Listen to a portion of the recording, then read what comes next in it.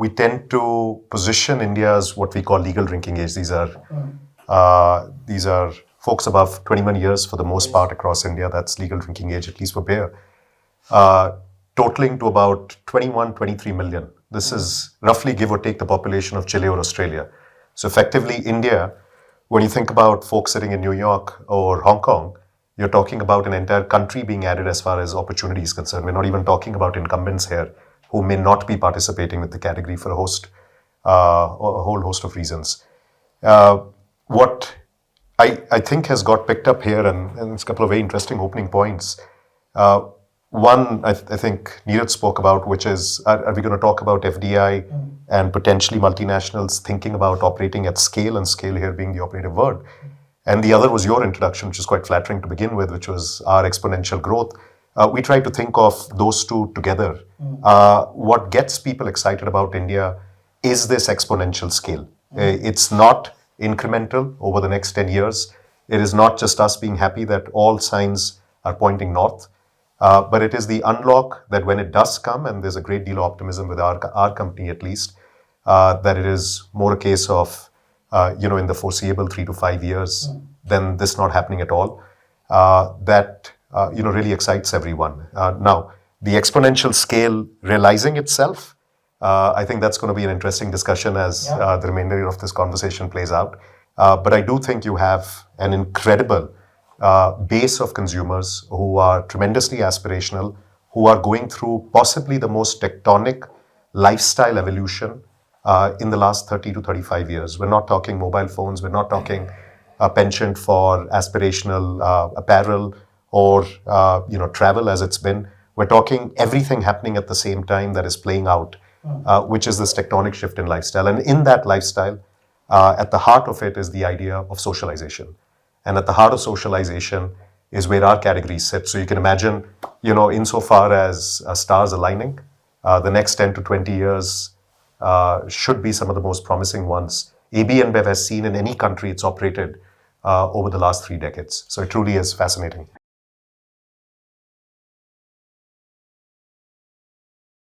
Extremely challenging, to put it mildly. We have, over a period of the last decade and a half, and I've been involved with the business in different shapes, forms, and sizes, at least with the Indian one.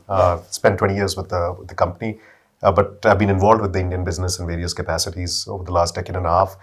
I do think there's been a tremendous improvement in the regulatory environment. At times, we gain a few and we lose a few, but on the whole, if you were to aggregate it, there have been more gains. Insofar as how we tend to navigate with what we call our first principles. The first is our commitment to compliance. If we need to think about a business here for the next 100 years, we want to be as textbook global citizen can be in India, just playing by the rules, supporting communities, supporting both upstream and downstream partners. A lot of focus and commitment there, and I'm very happy that's what we focused on in these last 15 years. That reputational dividend that has paid off when we work with suppliers, when we work with the government. There are many a place where AB InBev has a reputation that things may get delayed, and that's okay. But we're going to operate in a certain way that makes us, our employees, our shareholders, and the community feel proud to have AB InBev as a partner in the community. When we do get down to it, we do see a moonshot here. We've been discussing it with a lot of well-meaning partners. We don't see any reason why alcohol should continue, and I should maybe speak on beer, should continue to stay part of 32 states and their annual policy legislation. I think beer should be part of the National Goods and Services regime. This will unify the country into one state. We wouldn't have to think about a manufacturing facility every time we want to think about growth. You can start thinking about mega factories. Some of the biggest breweries in India are some of the smallest breweries in the ABI network. You can't achieve scale, you can't achieve that kind of efficiency. And I'm very confident in our interactions with a lot of well-meaning folks, both at the federal as well as a state level. They do agree grudgingly that in the foreseeable future, that may be the way to go.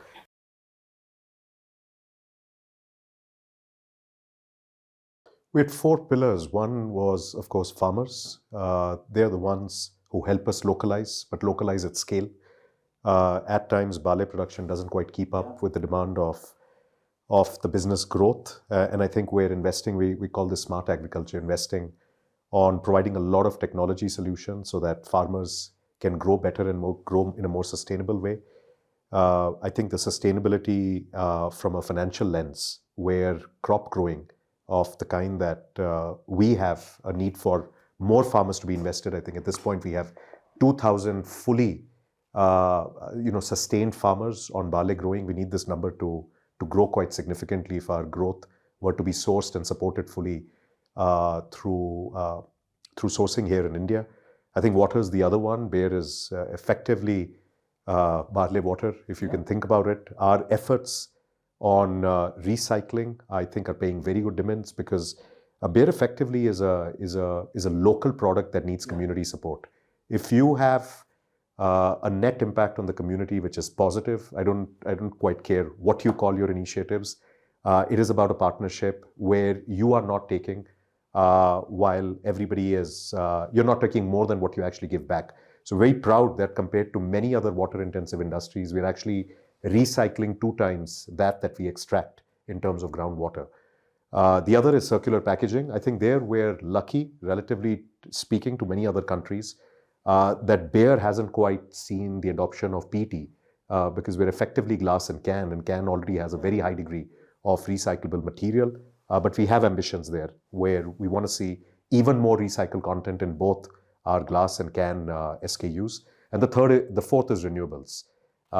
This is where I think we have a lot of work to do. We have some of our breweries who are making progress. We have one in Karnataka that is currently at 90% renewables. We of course have a very big ambition with a net carbon objective by 2040 to of course have all 10 breweries, and by then we hope to have more.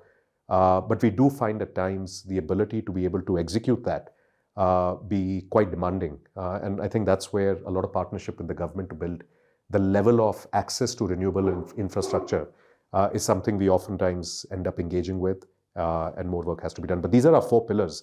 They're very integrated, as I said, to everything.